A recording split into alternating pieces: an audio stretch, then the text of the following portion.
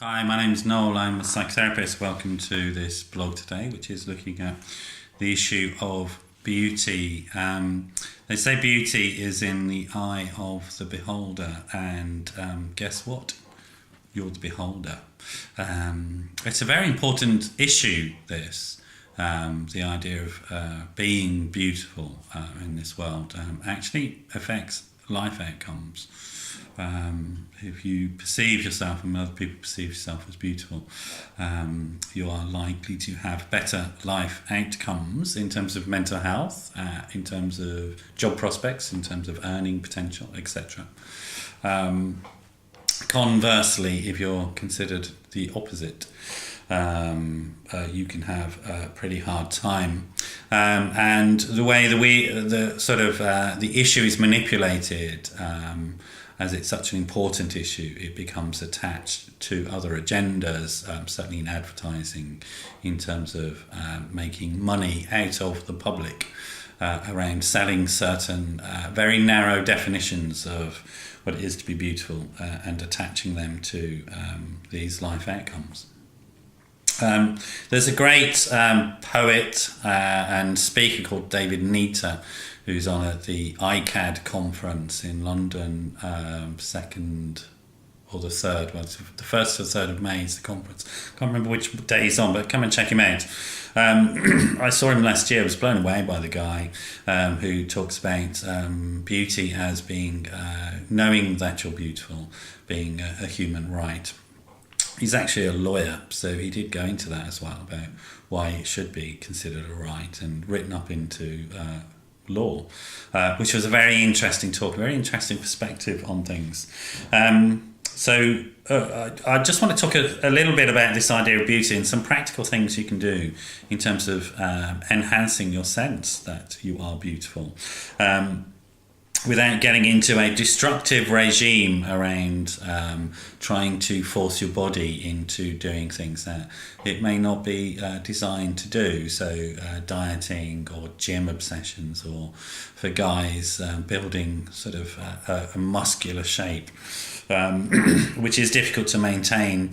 I mean, if you look at some of these, I'm talking to guys here, if you look at some of these sort of movie stars that have these huge sort of muscular frame, they are spending 4 or 5 hours a day in the gym every day, and they're on a very specific, very expensive food regime as well as training regime.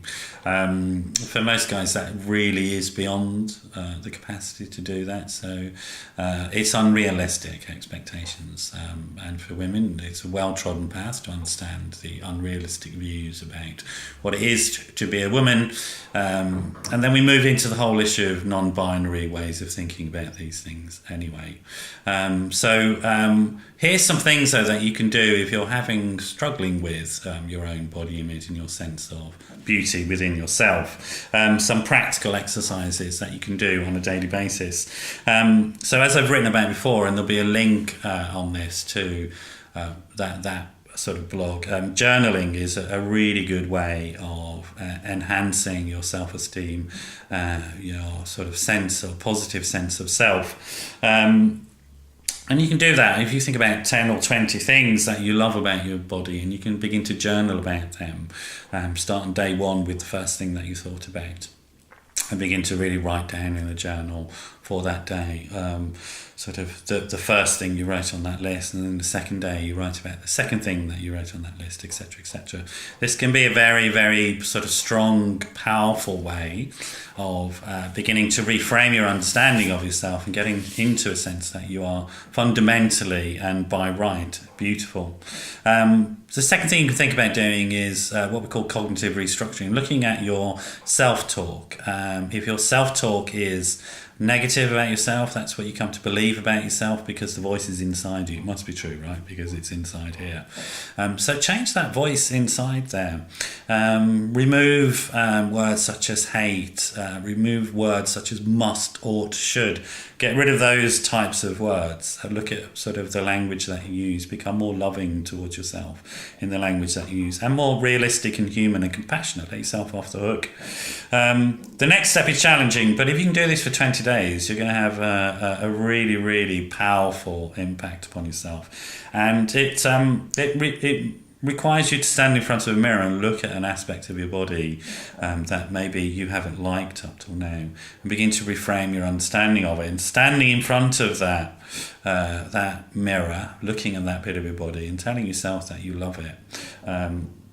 And you spend quite a bit of time doing that, 5-10 minutes having a look at that. It may be difficult at first to do that, but if you do that for 20 days, it will be quite remarkable, the impact it has on yourself.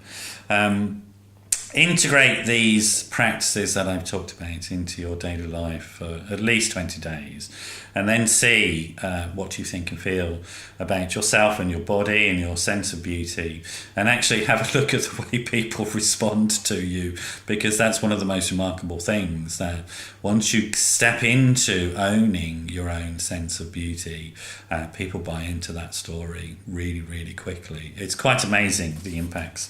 So while you're doing this, be aware of holding yourself accountable for doing these daily practices, but also be compassionate, especially in the early days. You may find it quite difficult, and you may need to sort of not do it because it's upsetting.